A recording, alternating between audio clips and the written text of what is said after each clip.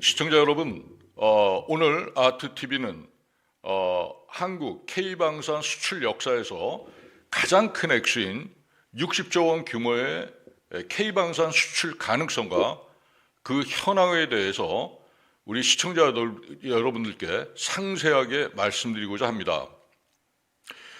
바로 캐나다 60조 원 잠수함 프로젝트인 CPSP 프로젝트입니다. CPSP라는 것은 Canadian Patrol Submarine Project라고 하는데, 다시 말씀드리고자 하면 지금 화면에 보시면 알겠지만 해군 초계 잠수함 프로젝트를 말하는 것입니다. 표에서 보시면 알겠지만 이 하나오션과 HD 현대중공업의 원팀은 세계 최정상급의 장보고 3 배치 2급으로 지금 승부수를 던졌습니다.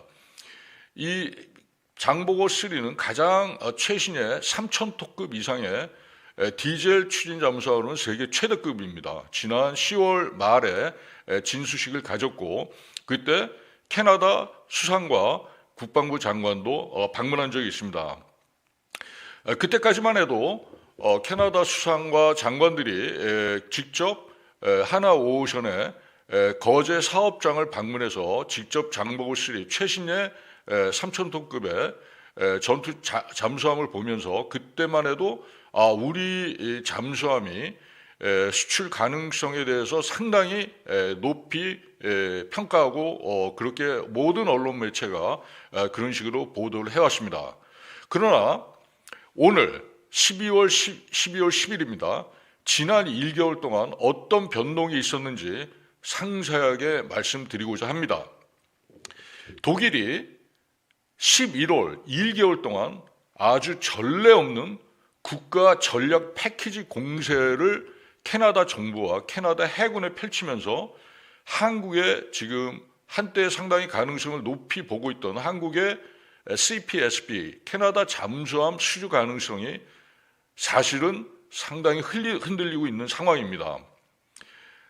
사실 이 캐네디언 이 CPSP 잠수함 사업이 단순히 60조 원 규모의 어떤 그 수주 가능성뿐만 아니라 이 60조 원 자체도 K방산 수출에서 전례 없는 액수죠. 왜냐하면 그 액수는 우리나라 올해 국방비와 총 국방비에 맞먹는 경우입니다. 정확히 말씀드리면 61조가 올해 국방비였고, 내년 우리나라 국방비가 67조로 국회에서 통과가 된 바가 있죠.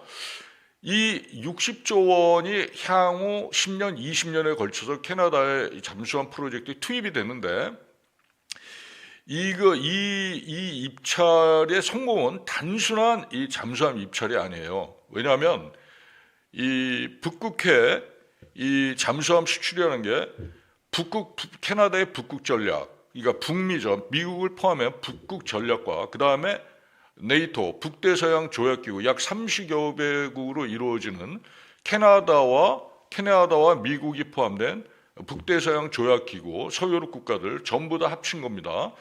거기에 안보, 그 다음에 캐나다 에너지 광물의 공급망, 그 다음에 유로피안 유니언, EU, 유럽 연방의 군사 산업 패키지, 이 모든 것을 합친 전쟁을 의미하고 있습니다. 자, 보시면 PD 그 전장 다시 한번 넘겨주세요. 전장을 보시면 일단은 이 CPSP 프로젝트에 어떻게 독일과 한국 두 업체가 선정이 됐는가에 대해서 아주 간단하게 먼저 말씀드리고자 합니다. 약 4년 전이 2021년 CPSP 구상 및 사업 공식 출범이 캐나다 정부에 의해 있었습니다. 그래서 기존에 캐나다가 쓰고 있는 잠수함이 4척이 있는데 이 잠수함은 40년 정도 경과가 지난 것인데, 이 잠수함은 전부 다 영국제 디젤 잠수함입니다.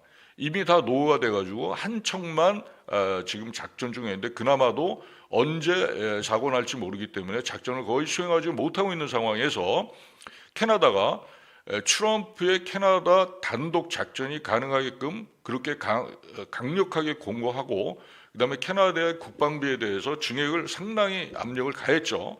이미 재작년부터 바이든 정부 때도 그랬는데, 그래서 캐나다 정부는 절치부심하에 약 5년 전인 바이든 정부 때 이미 최대 12척의 디젤 잠수함 도입 결정을 내린 바 있습니다.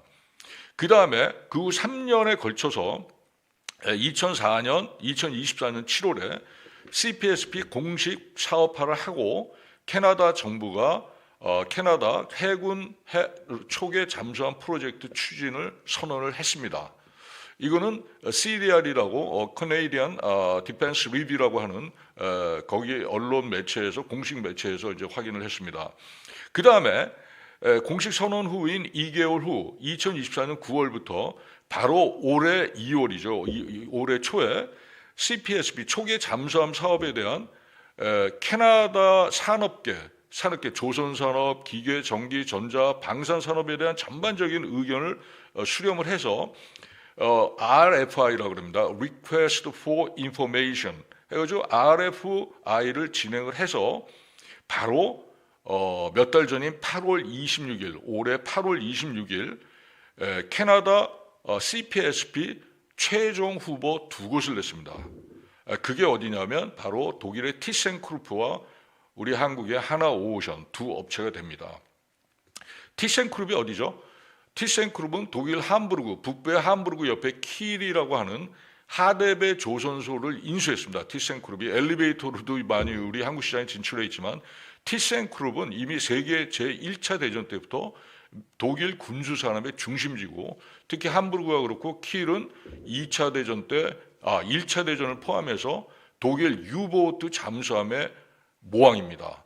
2차 대전 때는 영국, 미국 연합군 폭격이 엄청나게 심했는데도 불구하고 그 킬의 그 하대배 조선소가 그대로 유지가 됐고, 우리 한국이 처음으로 잠수함을 93년도 운영을 했는데 92년도에 한 달 전에 유튜브 우리 게스트로 출연하셨던 문근식 당시 함대 단장이 직접 킬에 가셔서 그분이 그 잠수함을 몰고 한국으로 오게 된 것입니다. 그래서 92년 도입을 했고 1년간에 여러 가지 종합군수지원했죠. 여러 가지 정비를 한 후에 93년에 취역을 한 게 바로 장보고 1호입니다. 그 장보고 1호가 바로 이번에 폴란드 오르카 사업 때문에 우리가 국가 패키지 사업을 해서 폴란드의 양도를 결정한 것이었죠. 그러나 폴란드 오르카 사업은 여러 가지 이유로 스웨덴의 A26 영근의 잠수함으로 낙찰이 돼서 고배를 마셨습니다. 그러나 그거는 8조짜리인데 우리 잠수함인 장보고 3 3,000톤급 잠수함이 폴란드 그 영근해에서 작전할 수 있는 상황이 아니었습니다. 결국은 우리나라 하나오션에서 그 경쟁을 붙였던 장보고 3는 결국은 이 캐나다 CPSP 사업을 위한 전초전 준비전이었던 것이죠. 그 얘기를 계속 말씀을 드리자면 바로 올해 8월 26일 바로 이제 독일의 티센크루프와 한국의 하나오션 두 곳이 선정이 됐고 내년 3월 정도에 계약 체결 가능성이 있습니다.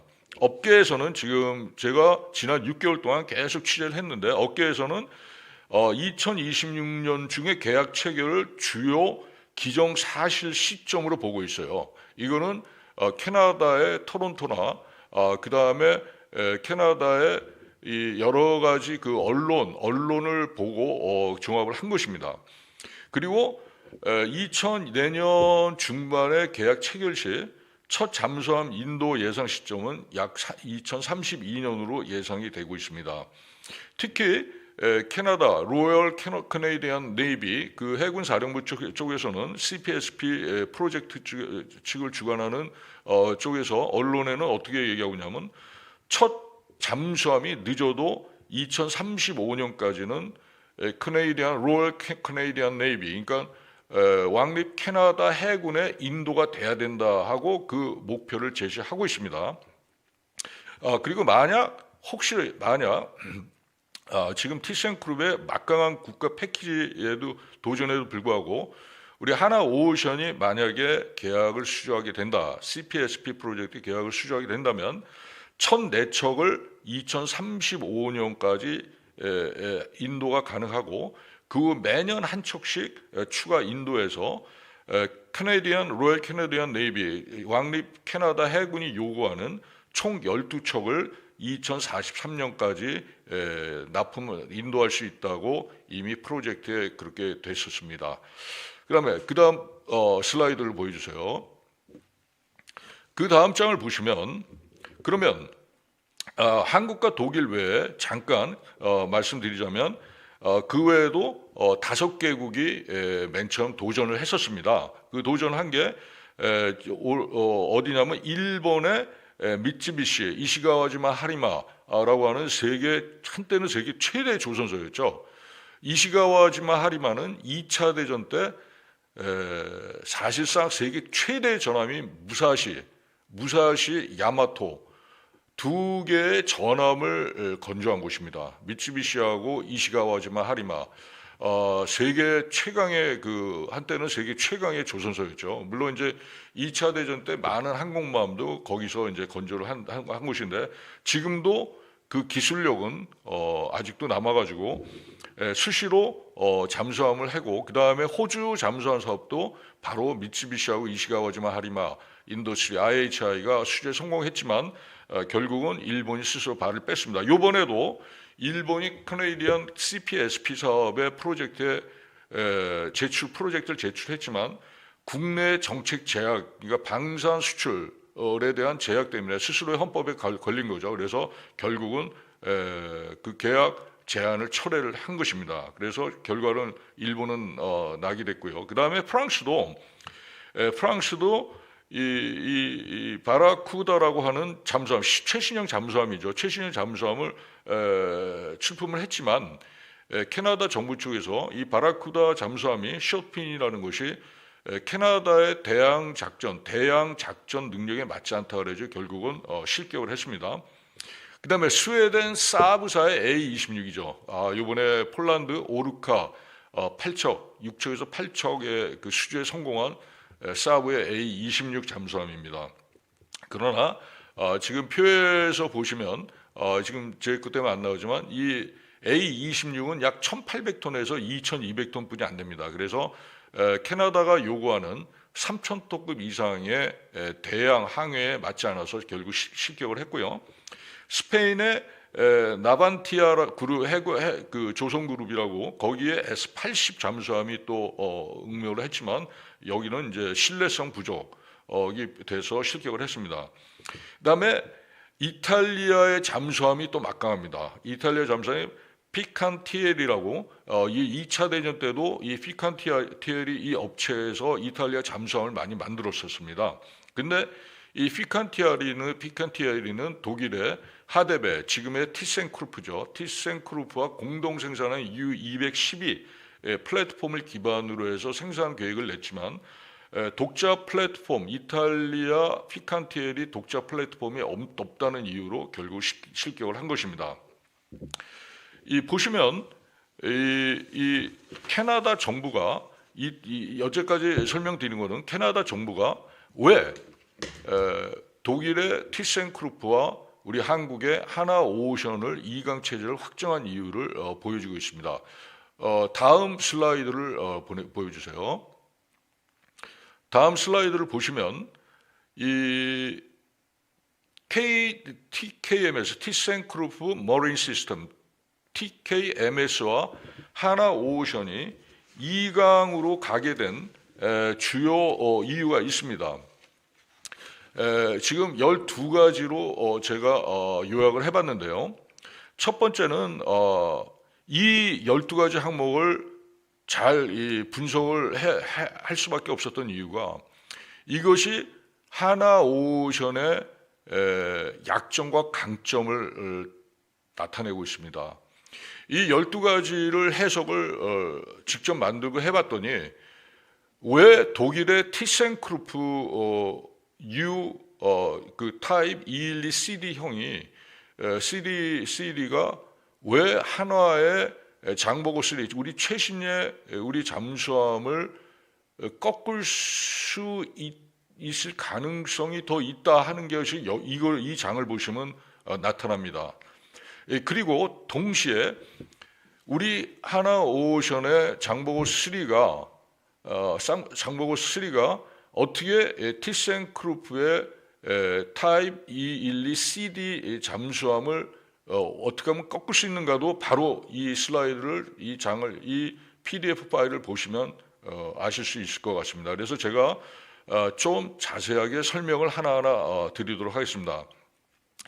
이곳은 캐나다 정부 내부 평가입니다. 캐나다 내부 평가 자료입니다. 평가에서 한국, 독일이 최고점을 받은 12가지 항목을 나타내고 있어요. 그러니까 왜 독일 티센크루프와 하나오션 장보고 잠수함이 일본, 그 다음에 스웨덴, 사브, 이탈리아, 영국 이런 막강한 데를 꺾고 왜 우리 장보고 3와 그 다음에 티센크루프 잠수함이 선택이 됐는지 알 수 있는데, 자, 먼저 첫 번째 이유는 대형 3,000톤급 이상의 AIP 잠수함 실전 건조 운영 경험입니다. AIP라는 건 뭐냐면 이게 원자력, 요즘 핫하게 뜨고 있는 핵잠수함, 원자력 잠수함은 수중에서 그냥 뭐 무한대로 그 작전이 가능해요. 왜냐하면 원자로 자체가 재연료 보급이 필요 없고 계속 거기서 발전을 하면서 산소까지 공급시키는 시스템인데, 디젤 추진 잠수함은 공기를 반드시 받아야 됩니다. 그런데 그래서 일반 디젤 잠수함은 AIP라는 장치가 없는 일반 디젤 잠수함은 일주일에 한 번, 적어도 2주일에 한 번은 부상을 해야 됩니다. 물 밖으로. 그래서 물 밖으로 바다 위에서 올라와야 되는데, 그때 이 공중이나 공중항구 초계기나 아니면 대잠수함 작전기 P3 오라이언이라고 미국 잠수함 초계기가 있죠. 아니면 위성에서 금방 탐지가 됩니다. 요즘 위성은 대잠수함 작전용으로 이미 미국과 러시아가 지난 50년 이상 작전을 해본 경험이 있거든요. 요거는 이제 사실 좀 약간의 얘기인데, 뭐냐면 쉽게 이제 꺼내지 못하는 얘기가 될 수도 있지만, 우리 해군은 사실 이제 P3C 오라이언, 로키드의 P3C 오라이언 잠수함 초계기를 도입해서 운영을 하고 있지 않습니까? 근데 P3C 오라이언 초계기는 반드시 저궤도, 중궤도 위성과 연결이 돼야 24시간 365일 잠수함을 탐지가 가능하거든요. 근데 우리가 그 군소 위성이 있습니까, 없습니까? 있다 하더라도 굉장히 몇 개 없어요. 요즘에는 이제 민간 위성 업체도 생기게 되고 우리 자체 위성도 쏘고 있지만 아직까지 실험용 단계고 아직까지 군사적 용도로는 아직 확장을 못하고 있는데, 그런 연으로 우리가 아직까지는 미국의 군사위성 DIA나 디펜스 인텔리전스 에이전시라든가 여기서 정보를 받고 있는 것으로 알고 있는데, 저도 더 상세한 내용에 대해서는 취재를 통해서 알 수가 없는 상황입니다. 워낙 보안 사항이기 때문에요. 그러나 중요한 거는 이 디젤 잠수함 같은 경우 2주에 한 번씩 부상을 한다 해도 거의 즉각 탐지가 됩니다.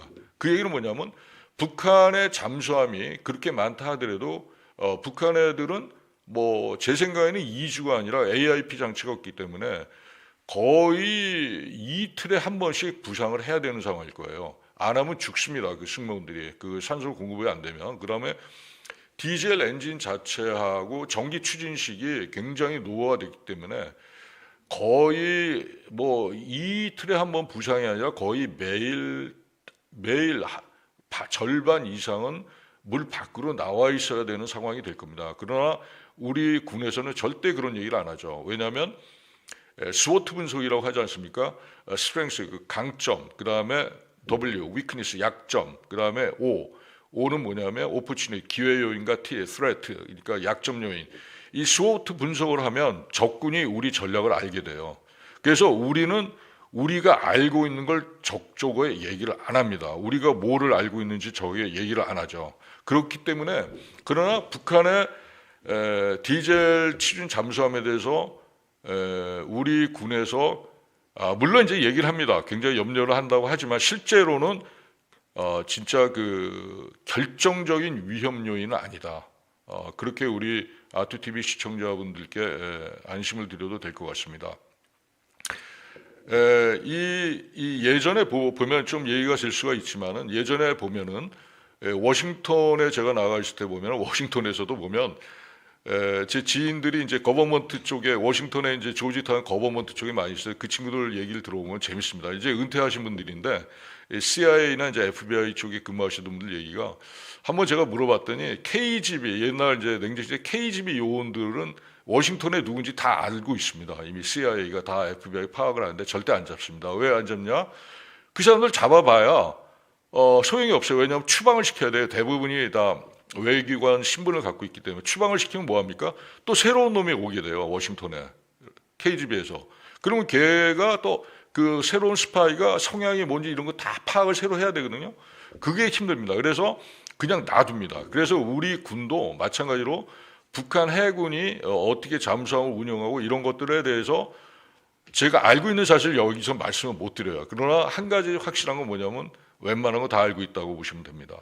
자, 그래서 이 AIP 잠수함, 그래서 우리 장보고나 티센크루, 우리 잠수함의 한국 하나오션, 예전에 이제 DSM이라고 대우 해양조선이었죠.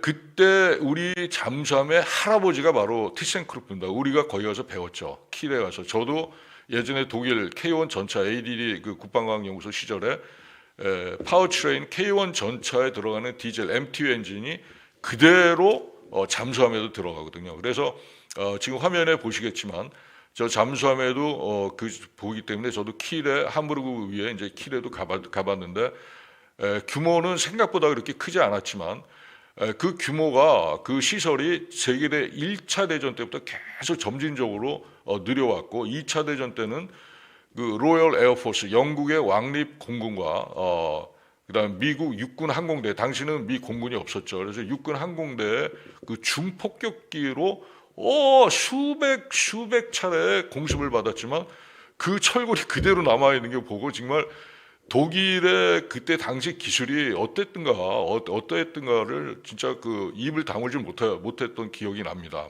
어쨌든 그게 첫 번째 이유고요. 두 번째 캐나다 내부 평가에서 한국과 독일과 한국이 최고점을 받은 12가지 항목 중에 두 번째는 뭐냐면 북극해입니다. 북극해 아크틱 작전 환경의 적합성 평가에서 우리가 1, 2위를 했습니다. 근데 1위가 독일이고 2위가 한국입니다. 그 이유는 뭐냐면 이 캐나다 그 영근해가 사실상 그 대서양을 가기 전에 거기가 그 대륙봉, 그러니까 그 수면 자체가 깊지가 않아요. 깊지가 않은데 그 다음에 장기 자망이 필요하고 그 다음에 고온과 저온의 변화가 엄청나게 심하답니다. 북극해가. 그 다음에 수심이 낮으면은 이 피탐 효과라 그러죠. 군사 위성이나 적의 정찰에 굉장히 탐지가 쉽겠죠. 그래서 잠수함 엔진이 굉장히 초저음으로 돼야 됩니다. 초저음. 그러니까 노이즈. 그러니까 그걸 MBH라고 그러는데 노이즈, 바이브레이션 앤 하시니스. 그러니까 노이즈, 소음, 그 다음에 바이브레이션, 진동, 하시니스, 떨림 이런 것들이 있거든요. 그 자동차에도 그렇지만 군사무기도 똑같습니다. MBH 레벨이 있는데 그게 티센크룹 엔진이 저는 직접 그 MTU 엔진을 이제 다뤄봐서 아는데 BMW 타시는 분들이 그럽니다. BMW 자동차를 보면은 이게 실키 엔진이라고 그래요. 실키 엔진. BMW 인라인 6 엔진이나 이런 거는 거의 뭐 비단결같이럼 그렇게 돌아갑니다. 독일의 MTU 잠수함이 그렇게 돌아가요. 엔진이. 그리고 우리도 그 라이센스 생산했고 그러나 그들의 어떤 그 엔진 그 매니지먼트 시스템이랄지 그 다음에 티센크루프가 지난 100여 년 이상 잠수함을 만들어 온 그 업력이 대단합니다. 그리고 우리는 잠수함을 국산화한 게 2014년 이후인데 사실상 근데 그 얘기는 뭐냐면 잠수함 모듈 같은 거는 아직까지 쉽지 않다고 해요. 잠수함 모듈 같은 거. 그러니까 현대자동차가 완전 엔진 국산화를 알파 엔진을 1980년대 했지만은 그 엔진을 갖고 감마, 베타, 람다 엔진, B6 람다 엔진까지 만든 굉장히 시간이 오래 걸렸거든요. 그 엔진 블록이라고 그러는데 그 엔진 모듈 같은 거를 잠수함 엔진 전체를 막 1200톤, 1500톤, 1800톤, 3000톤 이렇게 모듈을 왔다 갔다 변화하는 것이 이거 굉장히 난이도가 높거든요. 근데 그런 점에서 이 티센크룹의 어떤 그런 면이 1위를 했고 우리가 2위를 한 것 같습니다. 그래서 작전 환경 적합성, 그 다음에 평가에서 또 뭐가 있냐면 이제 그건 됐고요. 그 다음에 세 번째로 전력화 가능성, 그냥 스케줄 리얼리즘이라고 하더군요. 이 용어가 전력화 가능성, 실제로 만들어낼 수 있는가? 실제로 만들어낼 수 있는가? 여기에 대해서 우리 한국의 1위, 독일이 2위입니다. 왜냐? 우리가 출품한 장보고 3는 올 10월에 취역을 했죠. 3,000톤급 3,600톤의 베스톤수입니다. 저도 잠수함 사령부를 내려가서 직접 확인을 했습니다. 9월에 확인을 했는데 그동안의 잠수함 시리즈 1, 시리즈 2는 단층이에요. 이게 직접 해치를 열고 들어가면 딱 평행으로 되어 있습니다. 수부터 선미까지 딱인데 이 3,000톤급 장보고 3는 2층이에요. 선내가 1층 있고 2층 있고 그래서 아파트로 얘기하면 단층이 아니라 복층인 경우입니다. 복층. 그러니까는 공간, 스페이스 효율성이 엄청나게 높습니다. 엄청나게 높고 그래서 우리가 수직 발사관도 넣을 수가 있습니다. 그런데 그렇게 해서 우리가 취역을 했기 때문에 취역을 시켜서 이제 작전의 시험 항해를 지금 돌고 있습니다. 올 10월에 취역을 해서 지금 작전 항해를 시험 중인데 그 전력화 가능성에 대해서 그래서 우리가 1위고 독일의 티센크룹 타입 212CD는 아직까지 그 출품작이 만들어지진 않았어요. 그래서 티센크룹이 2위인데 근데 티센크룹 212CD는 모체 플랫폼인 타입 212는 이미 작전에서 나가고 있죠. 근데 CD는 커네디언 모델이거든요. 그래서 그거는 아마 약간의 변형이 있는데 캐나다 측 평가에서는 지금 전략화는 안 돼 있고 아직 완성이 안 돼 있기 때문에 2위가 된 것입니다. 그러나 있는 것 같고 약간의 이제 모델 체인지 그 정도이기 때문에 어느 정도 거기서 점수가 나온 것 같습니다. 그다음에 네 번째로 한국, 독일이 다른 나라 막강한 다른 나라를 제치고 뽑힌 이유는 뭐냐면 총 수명 주기 비용입니다. 라이프 사이클 코스트인데요. 이 LCC 수명 주기 비용에 대한 예측 가능성 평가에서 한국과 독일이 최고점을 받았습니다. 여기서도 한국이 1위를 했어요. 독일을 꺾고 1위를 했습니다. 1위를 했는데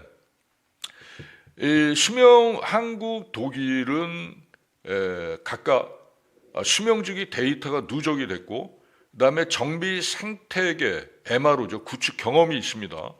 그다음에 우리가 독일에 약한 건 뭐냐? 글로벌 MRO 네트워크는 아직 없죠. 왜냐하면 잠수함은 예전에 대우조선해양이 15년 전에 인도네시아에 소형 디젤 잠수함을 3척을 수출한 경험이 있죠. 그거 외에는 저희가 글로벌 네트워크가 전혀 없죠. 그러나 독일 티센크룹 예전에 하데베죠. 하데베 잠수함의 타입 209부터 거의 전 유럽이 그걸 운영을 하고 있어요. 그래서 엄청난 데이터가 쌓여 있습니다. 캐나다는 독일 잠수함을 그동안 쓰고 있지 않았고 영국 BAE 시스템사의 잠수함을 지난 40년간 운영을 했죠. 왜냐하면 캐나다는 네이토 북대서양 조약기에 속해 있지만은 캐나다는 영국의 브리티시 커먼웰스, 영국 영연방국의 하나죠. 그래서 영국과 상당히 많은 군사 작전이랄지 무기, 웨폰 시스템을 공유를 하고 있어요. 사실 이 점이 상당히 중요했고 그래서 하나오션이 사실은 몇 달 전에 무슨 일을 했냐면 영국 BAE 시스템사와 MOU를 맺고 서로 간에 기술 제휴 협정을 맺었습니다. 객관적으로 봐도 그거는 상당히 전략적으로 잘 놓은 포석이라고 할 수 있어요.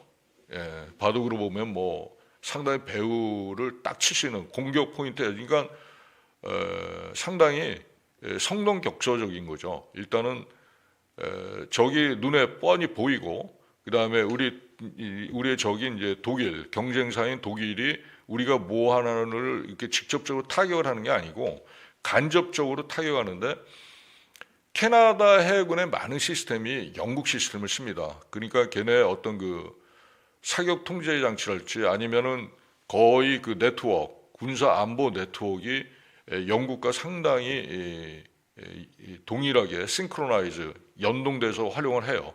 근데 사람들이 보통 캐나다 같은 경우 미국의 북쪽에 있기 때문에 미국에 많이 의존할 것이라고 생각하지만 전혀 그렇지가 않습니다.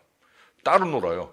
왜냐하면 캐나다인들이 이거 좀 예외적인 얘기지만 캐나다 사람들이 미국 사람들 상당히 싫어합니다.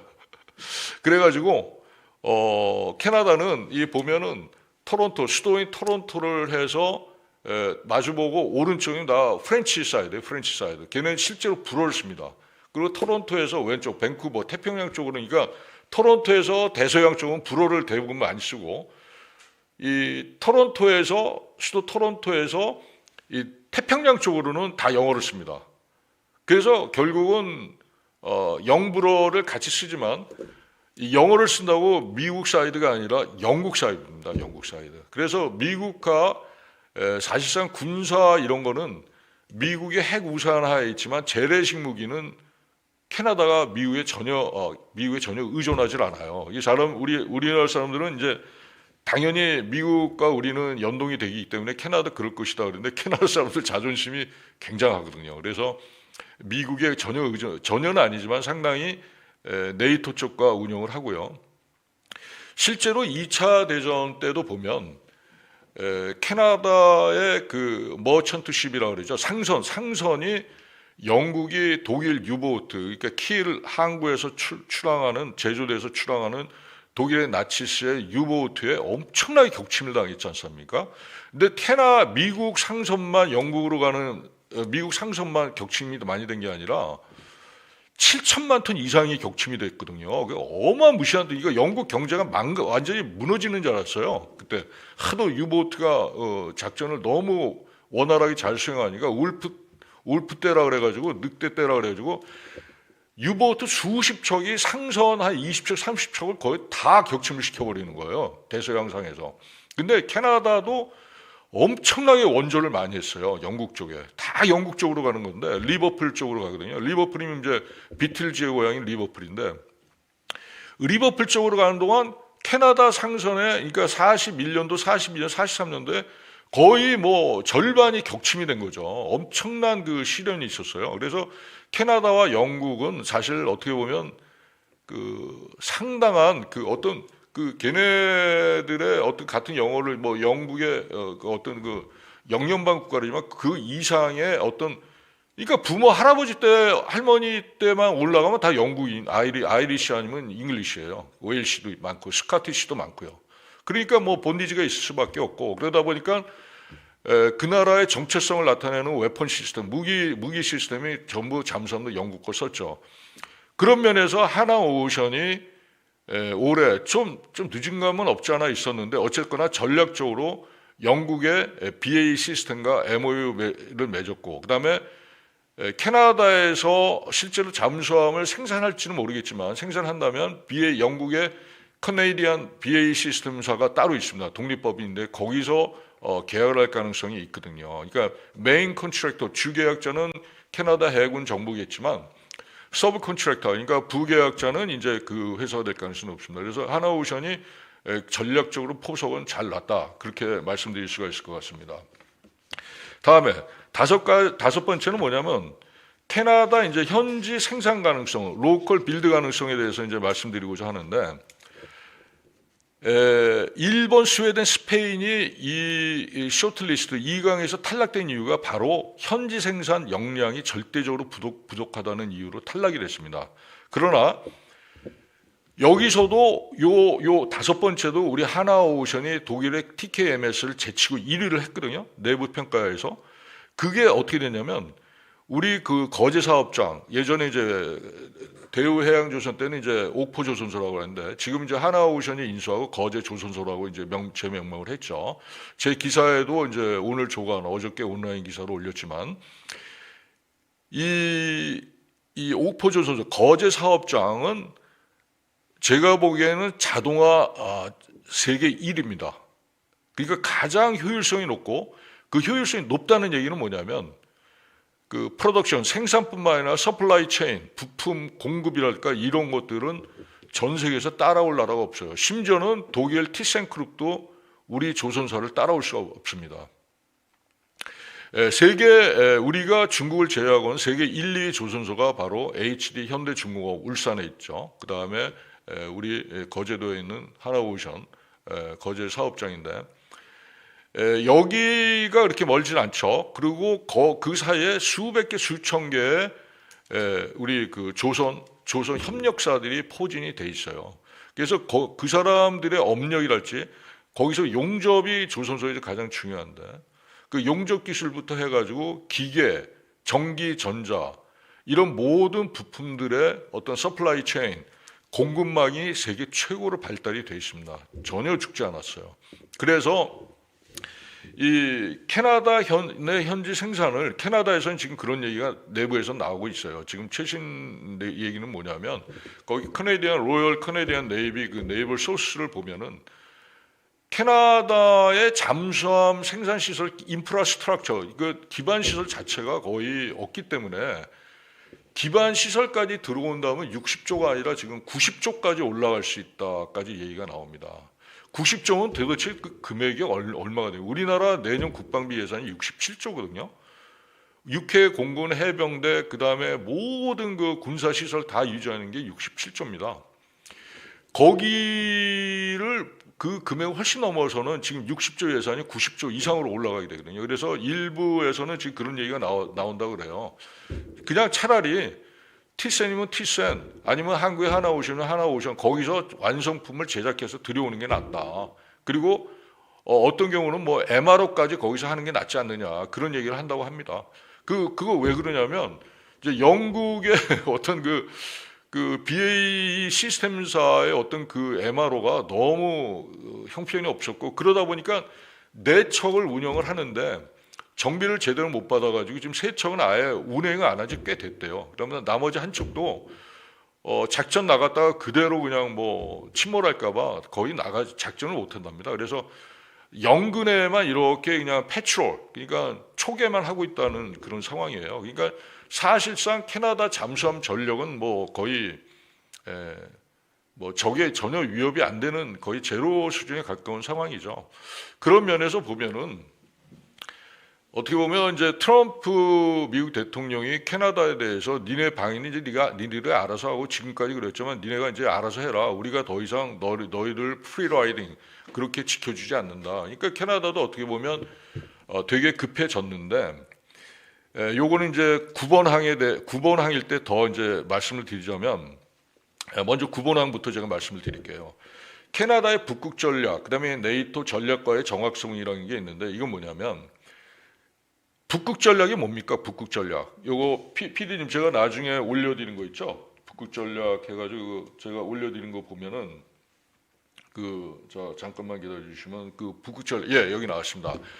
캐나다의 AOP 전략이라는 게 있습니다. AOP 전략. 이 AOP 전략은 뭐냐면 AOP가 뭐냐면 아크틱 앤 오프쇼 패트롤십입니다. 아크틱 북극해거든요. 북극해와 오프쇼 영근해 캐나다 영근해 오프쇼. 그다음에 P는 패트롤 초계구나 초계 쉽 함입니다. AOPS 전략입니다. 다시 얘기하면 북극 아크틱 북극을 지배하는 자가 21세기 해양 질서를 주도한다. 이거는 영국 로열 캐네디언 네이비 RCN의 AOP 사업 단순한 이 순찰함이 아닌 북극 주도권에 지금 싸움이 들어간 거예요.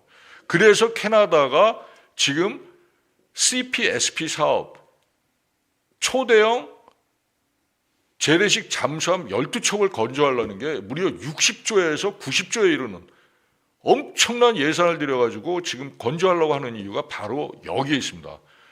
이 AOPS 전략, 북극을 지배하겠다 이거예요. 왜냐하면 실제 북극해를 캐나다의 영토가 거의 대부분입니다. 러시아, 캐나다로 양분하고 있어요. 러시아와 캐나다. 그리고 일부는 핀란드하고 스웨덴하고 노르웨이가 약간을 갖고 있는 거죠. 러시아는 또 북극해에 보면 무르만스크라고 있지 않습니까? 그 무르만스크가 북극해 러시아 함대 사령부가 있어요. 블라디보스톡은 태평양 함대, 러시아 태평양 함대 사령부가 있는데 이 부동항이죠. 얼지 않는 겨울에. 근데 무르만스크는 얼거든요. 그래서 칼리닝그라드라고 폴란드 옆에 쬐까맣게 붙어 있는 거기서 이제 주로 작전을 하는데 거기는 포위돼 있어요. 나토 해군에 의해서 포위돼 있는데 다시 말씀을 드리자면 이 캐나다가 이 북극을 지배하려고 하는 겁니다. 왜? 북극이 지금 어떻게 됐어요? 지구 온난화 때문에 북극은 녹고 있잖아요. 그동안 뭐 수백 메타 깊이의 어떤 수백 메타 두께의 얼음, 빙하가 지금 거의 녹고 있기 때문에 지금 우리 삼성중공업이나 HD 현중이나 하나 거기서 지금 제작된 그 쇠빙선이 지금 거기서 그 러시아로부터 엄청나게 주문을 받아가지고 지금 거기서 얼음을 깨면서 거기서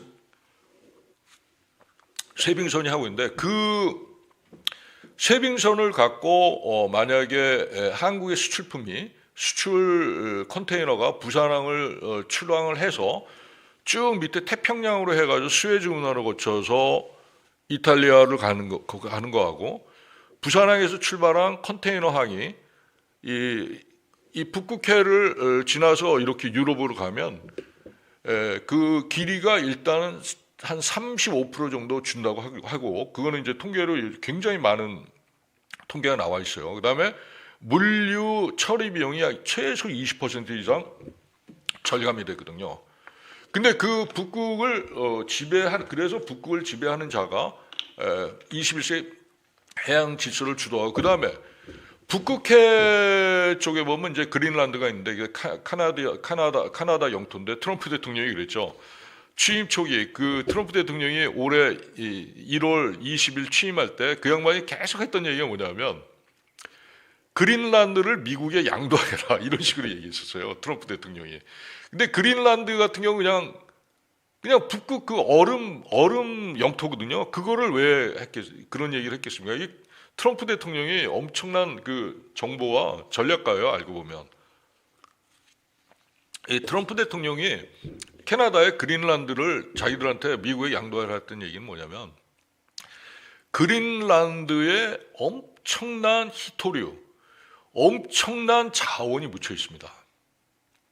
알려진 게 일단 뭐 지금 수백 조가 아니에요. 그러니까 인칼큘러블이라고 그런 식의 표현도 외신에서 나왔지만 인칼큘러블, 그러니까 환산할 수 없을 정도의 희토류와 엄청난 광물이 매장되어 있다는 것입니다. 그린란드 쪽에.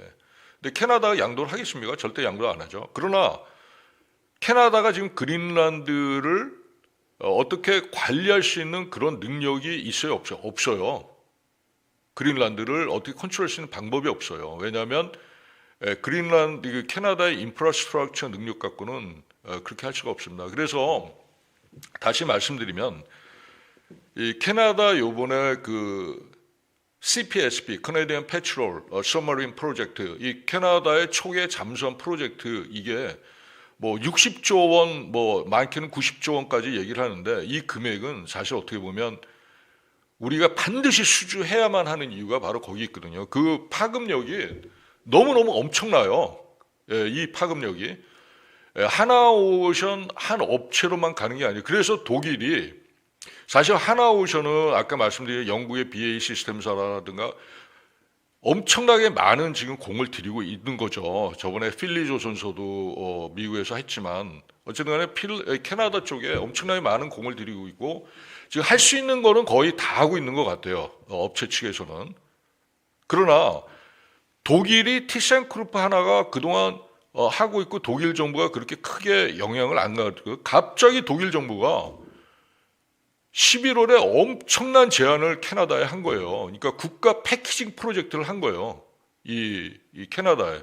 그래서 지금까지 항목을 제가 하나하나 12가지 항목에서 지금 1, 2, 3, 4, 5, 6, 6, 그 다음에 9번까지 했는데 7번 항목을 한번 보세요. 7번 항목. 7번 항목을 보시면 ITB, 산업 기술적 혜택. 그러니까 ITB는 Industry and Technology Benefit. 산업 기술적 혜택 충족하는 능력을 평가를 했는데 여기서 우리가 깨집니다. 여기서 많이 깨져요. 이 ITB가 독일이 갑자기 국가 패키지를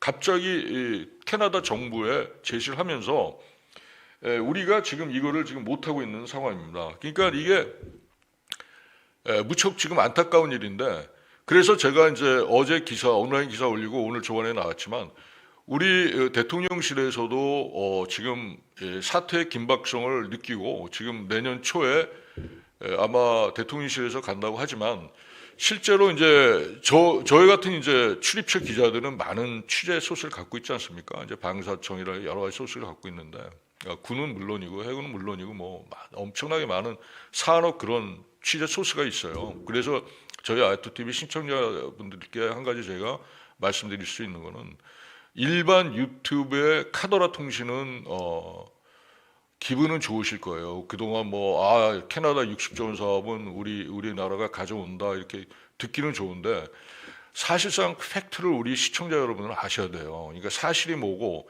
현재 정확한 상황이 뭐냐. 근데 지금 상황은 독일이 달려들었는데 이게 국가 패키지 들이미는 바람에 제가 어제 기사 쓰면서 너무너무 놀랐어요. 그동안 설마 하던 게 독일이 그 패키지를 다 내놓은 거예요. 어떻게 했냐면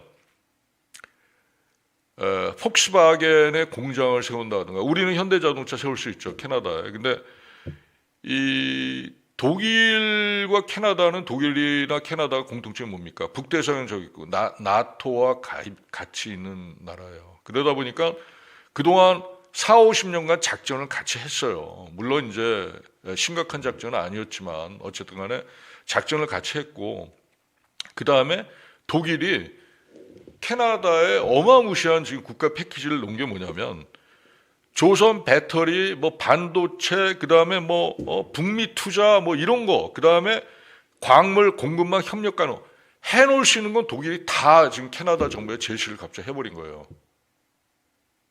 그리고 가장 독일의 약점이 뭐였었냐면 티센크루프의 약점이 뭐였는지 계속 말씀드렸잖아요. 캐나다의 약점은 뭐냐? 티센크루프의 약점은 그 독일 함부르크 북쪽에 있는 킬 제작소, 티센크루프 머린 시스템, 예전에 하데베 그 제작소의 생산 캐파가 도저히 캐나다가 요구하는 거를 맞출 수가 없어요, 납기를. 그동안은 그랬었어요, 그동안은. 근데 지금 독일이 어떻게 했는지 아십니까? 갑자기 독일 해군과 노르웨이 정부가 맺은 타입 212형을 지금 그걸 개발을 하고 있는 거거든요. 연근해용으로 지금 굉장히 설계도 변경하고 있고 굉장히 극저소음, MBH 레벨, 바이브레이션, 노이즈, 하시니스 레벨을 굉장히 낮춘 신형 디젤 엔진을 또 개발하고 있어요. AIP용 또 압축 전지 쪽으로 연료 전지를 새로 설계해가지고 했는데, 그 독일 해군과 노르웨이 해군에서 쓰는 그 납기용 그거를요, 노르웨이 해군은 그대로 납기를 유지할 수 있을 것 같은데 독일 해군이 한 거를 전부 다 캐나다에 먼저 공급하겠다고 얘기한 거예요. 이번 11월에. 이거는 진짜 보통 쉬운 상대가 아니에요. 만약에 한번 그냥 우리가 객관적으로 생각을 해보세요. 독일의 티센크루프 머린 시스템, TKMS사, 역사 잠수함만 100년 이상을 만든 회사예요. 예전에 하데베죠, 전신이 하데. 100년 이상을 만든 회사고, 우리 하나오션은 대우해양조선 DSME를 2023년 인수한 지 지금 2, 3년뿐이 안 됐고, 그 다음에 우리 대우해양조선도 굉장히 잘했어요. 예전에 옥포 조선소에서 열심히 했지만 결국은 그 잠수함의 모체는 독일 하데베 타입 209였거든요. 거기서부터 우리가 개발한 건데 캐나다 이 친구들이 볼 때는 이 해군들은 볼 때는 만약에 독일 측에서 납기를 준수할 수 있다. 그 다음에 국가 패키지 독일 정부가 막강한 또 자금 지원까지 해준대요. 자금 지원. 유로 기금 220조가 들어가요. 물론 유로 기금 220조는 캐나다가 잠수함 사업에 사용할 수 있는 것은 극히 적습니다. 왜? 그 이유는 뭐냐면 유로 방위 기금은 그 디펜스, 그러니까 대공 미사일을 할지 철저히 디펜스 쪽에만 쓸 수가 있어요. 그렇지만 잠수함은 공격용으로 들어가거든요. 그래서 그 펀드를 받을 수는 없습니다. 그래서 그렇지만은 어쨌든 간에 독일에서 만들어진다고 하면 캐나다 측에서는 상당히 그 자금의 숨통이 생길 수가 있다는 그런 여지는 있는 거죠, 사실은. 근데 그 60몇 조를 우리 수출입은행에서 여러 가지 뭐 그 자금으로 EDCF 자금이라고 대외 원조 기금 이런 게 있거든요. 저도 예전에 이제 북부아프리카에서 그 ODA 사업을 할 때 이제 해외 원조 사업을 할 때 EDCF 자금 활용한 걸 프로젝트 수행해 봤지만 한계가 있어요. 우리나라는 한국 수출입은행의 EDCF 자금이랄지 이런 거는 우리 국회 통과도 굉장히 우리 거기서 면밀하게 봅니다. 그리고 그래서 물론 캐나다는 저희가 EDCF 자금을 많이 쓰고 원조를 한다 하더라도 캐나다는 워낙 광물이 많기 때문에 다 받아낼 수는 있죠. 그래서 저는 지금 이제 시간이 굉장히 그 상세 설명을 하나하나 하다 보니까 시간이 많이 갔는데 진짜 이 캐나다 60조 원짜리 CPSP, Canadian Patrol Submarine Project, CPSP 사업은 지금 사실은 그렇습니다. 외신, 캐나다나 그 네이벌 뉴스, 미국의 네이벌 뉴스나 북미 쪽의 여러 가지 외신을 다 종합을 해보면 지금 독일 쪽으로 많이 기울어져 있어요. 그게 팩트입니다. 다만 지금 캐나다 정부가 CPSP 초계 잠수함 사업에 지난 8월에 이제 두 개 업체가 우리 하나오션하고 이제 독일의 티센크룹 두 개사가 선정이 됐지만 내년 3월쯤에 아마 이 3월쯤에 그 1차 선정을 한 업체로 나올 것 같아요. 근데 그 업체가 선정됐다고 해서 그게 최종적으로 결정되는 건 아닙니다. 다만 선제 협상권은 우선 협상권이라는 걸 갖는 거죠. 그래서 지금 시간이 별로 남진 않아서 자세히 설명은 못 드리는데 제가 독일의 어떤 국가 패키징으로 그 제안, 캐나다 정부의 제안을 해서 급격하게 지금 독일의 신형 잠수함으로 기울어지고 있는 지금 현재 상황이라서 가장 거기에 깊숙이 관여가 현직도 하고 그다음에 전직 더 깊게 말씀을 못 드리는데 왜냐하면 방송을 보고 있는 몇 분들은 누군지 되게 짐작을 하십니다. 그분들이 누군지. 그래서 제가 더는 자세히 못 드리는데 하여간 결론은 그겁니다. 지금 우리 정부가 지금 하나오션 같은 경우는 할 도리는 거의 다 한 것 같아요. 그러니까 그 얘기는 뭐냐면 업체 측은 쓸 카드는 거의 다 썼어요. 지금 이 프로젝트에 대해서. 근데 독일 정부가 이렇게 국가 패키징으로 나오는 경우는 이거는 마찬가지로 우리가 맞대응을 해야 됩니다. 우리 정부에서 지금 제가 용산으로 일주일에 한 3, 4일은 거기로 출입을 합니다. 저희 여의도 본사에는 그 출입을 하다 보면 여의도 본사에는 오늘같이 이제 스튜디오에 나올 일이나 아니면 어떤 회의 때문에 나오기나 되는데 출입처에 이렇게 있다 보면 거기 들어가는 소리가 다 들리는데 우리 그 용산에 제가 어디라고 얘기 못 하는데 지금 방산 원팀이 제대로 작동하냐에 대해서 많은 분들이 걱정이 많습니다. 지금 사실. 그래서 제발 이 지금 독일의 국가 패키징이 지금 독일이 그 잠자는 어떻게 보면 잠자는 호랭이를 건드린 거예요. 이게 어떻게 보면 잠자는 호랭이를. 독일도 티센크룹이 212 스타입 212 CD를 폴란드 오르카제 프로젝트에 넣었다가 한국 우리 장보고 CD처럼 탈락이 됐잖아요. 그리고 엉뚱하게 사브 A26형의 이제 잠수함이 됐는데, 제 기사를 보시면 어떻게 스웨덴이 이겼는지, 그러니까 어떻게 스웨덴 같은 조그만, 그러니까 다윗입니다. 다윗이 성경에도 나와요. 다윗이 골리앗을 이겨버린 거예요. 스웨덴이. 이게 굉장히 우리 정부나 하나오션에도 HD 현중에도 좀 이거는 좀 꼭 좀 기다려 주셨으면 좋겠어요.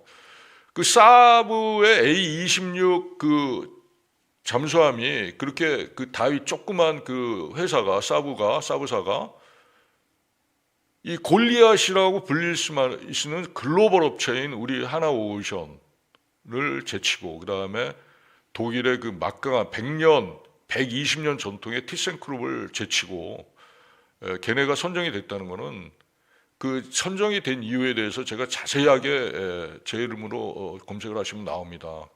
나오는데, 첫째, 이 스웨덴의 A26 잠수함도 아직 실물형이 없어요. 걔네도 실물형이 없는 데 선정된 이유는 이 스토리텔링, 그 잠수함이 어떻게 만들어질 것이며, 그 다음에 어떻게 활용될 것이며, 그 다음에 폴란드의 이 잠수함이랄지 잠수함을 포함한 수상함에 대한 모든 그런 인프라라든가, 그 다음에 향후 20년, 30년에 걸쳐서 폴란드, 그 다음에 스웨덴 간의 방산 협력, 이런 거에 대해서 경제 협력뿐만 아니라 방산 협력, 그 다음에 기술 협력, 금융, 이런 거를 다 제시를 한 거였어요.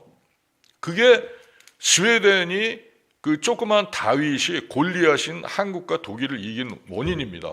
자, 이제 다시 결론으로 다시 돌아가면, 우리가 아직까지, 자 이제 아크틱 지금 뭐 화면에 보시는 게 나오는데, 지금 우리 장보고 잠수함이 나오지 않습니까? 지금 우리 현존하는 지금 작전을 하는 최고의 성능을 가진 건 우리 장보고 잠수함인 건 확실합니다. 그건 제가 취재 기자로서 말씀드릴 수가 있어요. 그리고 캐나다 정부가, 캐나다 해군이 요구하는 작전 요구 성능에도 우리께 최고입니다. 현재는. 그렇지만은 폴란드가 스웨덴을 선택한 것처럼, 폴란드가 독일이나 한국을 선택하지 않고 스웨덴을 선택한 것처럼, 우리 한국도 반드시 우리 KSS-3 장보고함 3가 선정이 되려면 그러한 경제, 안보, 기술 협력, 장기간 한 캐나다의 그런 것들을 정부, 이거는 업체가 할 수 있는 상황이 아니에요. 이건 정부 쪽에서 해야 돼요. 그래서 그게 국가 패키지거든요. 그런 것들을 같이 제시를 해줘야 된다고 봅니다. 그래서 지금 시간이 제가 보기에는 한 2개월 정도뿐이 안 남은 것 같아요. 그러나 이 CPSP 사업이 되면 저는 사실 그렇게까지 생각을 해요. 하나오션이 어떻게 보면은 지금 뭐 HD 현중하고 원팀으로 들어갔는데, 좀 이거 뭐 외람된 말씀이지만 적자를 보더라도 이 프로젝트는 가져와야 된다고 봅니다. 적자를 보더라도. 이 프로젝트에서 적자를 보더라도 우린 가져와야 된다. 왜냐하면 이 프로젝트가 성공을 하면 한국의 K방사는 그동안 우리 K2 전차, K9 자주포, FA50 이런 것들은 사실 전략무기보다는 전술무기에 가깝거든요. 전술무기죠. 사실은 국지전에 해당하는. 그러나 잠수함은 스트래티지 웨펀 시스템, 전략무기거든요. 전략무기를 처음으로 수출하게 되면 한국은 글로벌 방산의 탑4가 되는 거예요. 이게 이 프로젝트로 인해서. 그러면 향후 엄청난 타력을 받게 됩니다. K방산이 진짜 세계적인 방산 수출국이 한국으로 되는 거죠. 그래서 감히 외람된 말씀이지만 우리 하나오션하고 HD 현중이 한 팀으로 잘 구성이 돼서 이 캐네디안 초계 잠수함 CPSP 사업 이 프로젝트를 반드시 따낼 수 있도록 우리 국가 패키징 사업을 우리 정부에서 100%, 200%, 300% 지금 남은 2개월 동안 그렇게 하시면 좋겠어요. 그렇게 해야 진짜 우리 K방산 전체가 우리 국민들이 지금 우리 국민의 대부분은 다 병역 여자들만 빼놓고는 거의 남자들은 거의 대부분 병역 필자입니다. 저도 나이가 있지만 뭐 유사시에는 저도 K2 전철 했기 때문에 나갑니다. 저도. 그래서 모든 국민들이 이 국방에 대해서 관심이 많고 특히 K방산이 이렇게 2022년부터 수출되면서 국가 경제에도 지금 굉장히 큰 보탬이 되고 있거든요. 근데 사실은 저도 이제 산업계에 있었지만은 이 중공업 측에서는요, 사실 방산이 매출이 전체 매출의 큰 퍼센티지는 차지하지 않아요. 그러나 이 방산 수출이 가지는 어떤 국가적인 프라이드, 어떤 국가에 대한 자긍심 이런 것들은 어떤 매출이나 그런 어떤 영업이익에 비견할 바가 아니거든요. 이게는 그래서 우리 업체가 우리 K 방산 업체가 반드시 이번에 커네디언 CPSP, 커네디언 패트롤 서머린 프로젝트 캐나다 초계 잠수함 사업에서 성공을 해서 본격적인 K방산 글로벌 4강으로 갈 수 있는 발판을 만들어 주십사. 우리 국가 프로젝트로 남은 2개월 동안 더욱더 우리 방사청 우리 전문가들 그다음에 우리 필요하면 우리 국방과학연구소 ADD 선도 기술을 했죠. 그래서 그분들도 필요해요. 왜냐하면 아까 말씀드렸듯이 스웨덴 사브 A26이 만들어지지 않은 거지 않습니까? 그렇지만 선도 기술을 계속 설득을 시켰어요. 폴란드 측에. 그 스토리텔링이 먹은 거거든요. 그게 무슨 이렇게 중요하다 하지 않을지 그렇지 않습니다. 실제로 굉장히 중요해요. 그 사람들의 여론을 움직이는 것이거든요. 그래서 캐나다 토론토나 이쪽에 네이벌 베이스나 그쪽에 있는 심지어 펍까지 가야 돼요. 그 펍, 마시는. 왜냐 해군들 리타이어 하신 분들 그분들도 캐나다 연구회들하고 비슷해가지고 그런 게 굉장히 스토리의 얘기를 많이 합니다. 그런 데서도 세미나, 심포지엄 이런 거를 때려줘야 됩니다. 업체에서도 해야 되지만 어떻게 보면 우리 연구소라든가 우리 국책 연구소라든가 그래서 해야 됩니다. 우리 저번에 신라 호텔에서 했던 우리 예를 들면 우리 국정원에서 신라 호텔 저번에 10월에 제가 이제 참석했지만 그 세계적인 무인 그 소프트웨어 인공지능 활용한 그 소프트웨어 그룹이 세계 거의 1위일 거예요. 팔란티어를 데리고 와서 세미나 하는 거 보고 우리나라 정부도 이렇게 K 방산을 위해서 여러 가지를 힘을 많이 쓴다는 걸 받았거든요. 우리 국정원도 움직이셔야 됩니다. 이미 저는 제 생각에 이미 움직이고 있는 거로 저는 알고 있어요. 그러나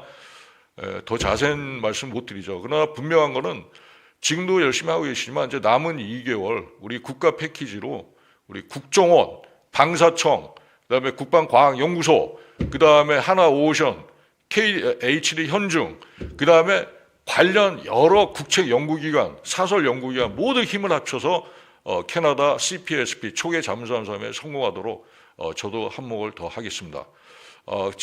그동안 1시간 동안 시청해 주신 우리 아트 TV 시청자 여러분께 감사드리며 다음 주 동일한 시간에 동일한 장소에서 뵙도록 하겠습니다. 더욱더 좋은 K방산 뉴스로 다시 뵙기를 원하며 그동안 건강히 계십시오. 안녕히 계십시오. 들어갑니다.